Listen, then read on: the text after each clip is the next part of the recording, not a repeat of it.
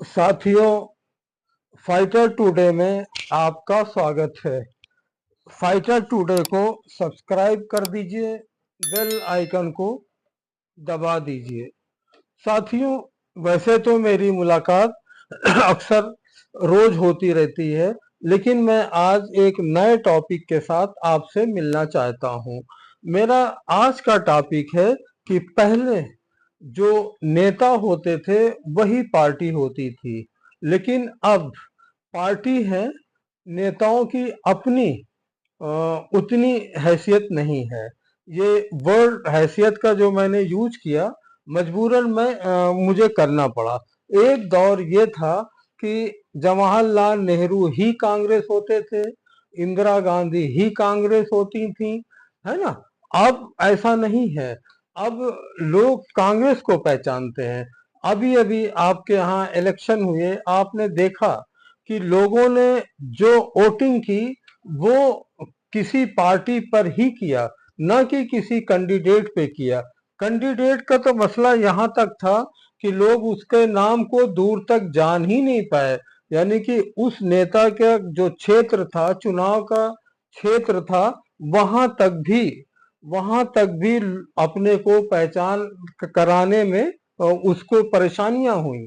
क्यों? क्योंकि अब उतने अच्छे साधन प्रचार के नहीं हैं। प्रचार पहले होते थे, लेकिन अब बिल्कुल नहीं है। बहाना ये है कि खर्चा बहुत होता है, इलेक्शन पर खर्चे बहुत होते हैं, तो वो खर्चे कहाँ से आएंगे। अब नेताओं के खर्चे को बाउंड कर दिया गया है, कम कर दिया गया है कि वो इसी दायरे के अंदर ही खर्चा करेंगे। जब एक दायरा हो गया तो वो दूर तक उतने पैसे में अपनी कन्वेंसिंग नहीं कर सकते। अब लोगों को सिर्फ यही देखना पड़ता है कि मुझे वोटिंग किस पार्टी को देना है। उसी पार्टी पर वोट देते हैं, कौन खड़ा है ना, कौन नहीं खड़ा है, उस कैंडिडेट से कोई मतलब ही नहीं होता। अब आप इसी तरीके से बीजेपी को देख लीजिए। पहले वहां पर जो कैंडिडेट्स होते थे वही बीजेपी के होते थे, लेकिन अब मैं ये कहना चाहता हूं कि जैसे हमारे मोदी साहब हैं, आजकल वो छाए हुए हैं।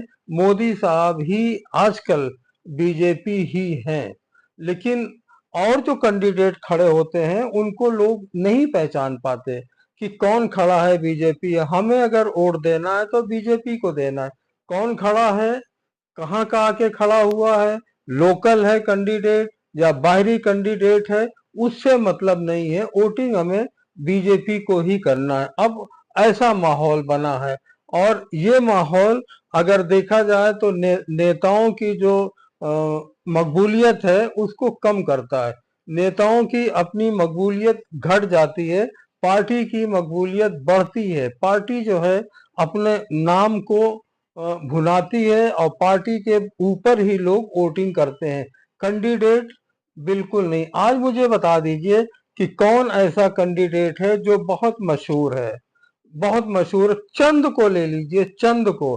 बाकी हर आदमी बीजेपी बीजेपी करता रहता है, चाहे वो कांग्रेस हो, वो भी लोग कांग्रेस कांग्रेस करते रहते हैं। ऐसा कोई कैंडिडेट नहीं है जो कि हर पार्टियों में बहुत मशहूर हो। बहुत थोड़े से हैं जिनके नाम उंगलियों पर गिने जाते थे। पहले आप जाइए, आज से 15 साल 20 साल पहले जाइए, नेताओं की ही गिनती होती थी, पार्टी की उतनी नहीं होती थी। आप देखो, बीजेपी में यूपी में कितने बड़े बड़े नेता थे, कितने बड़े बड़े नेता थे। आज कोई है? हमारे राजनाथ सिंह हैं। लगभग मुझे दिखता है कि यूपी में से यही एक नेता है जो कैबिनेट मंत्री भी हैं। हालांकि एक दो मंत्री और भी हैं, लेकिन कैबिनेट मंत्री यही हैं।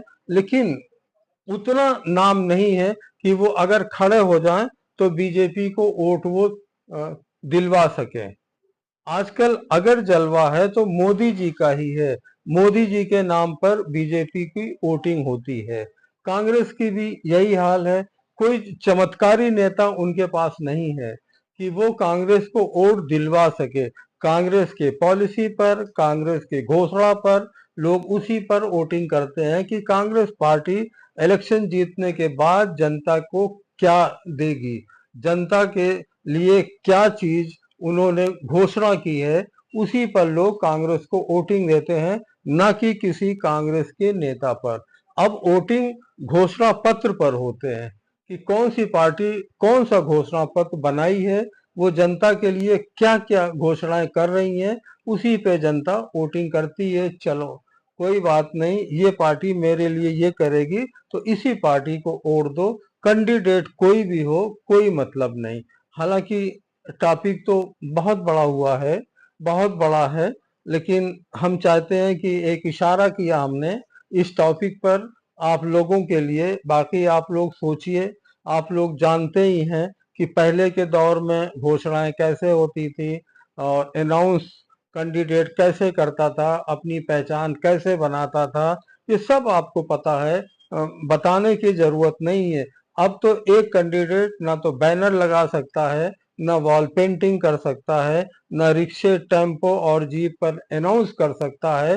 वो बेचारा डोर टू डोर मोहल्ले मोहल्ले जा करके अपनी पहचान बना सकता है। लेकिन कोई ये नगर पालिका का इलेक्शन नहीं है, ना एमएलए का इलेक्शन है, ये एमपी का इलेक्शन होता है। ये बहुत लंबा क्षेत्र होता है, कई लाख वोटर होते हैं, 8 लाख के आसपास कम से कम वोटर होते हैं, उनके बीच में जाना बहुत मुश्किल काम है। खैर चलिए, मैंने इशारा किया, आप लोग इसको देखें। अगर सहमत हो मेरी बात पर तो मेरे चैनल को सब्सक्राइब कर दें। Thank you.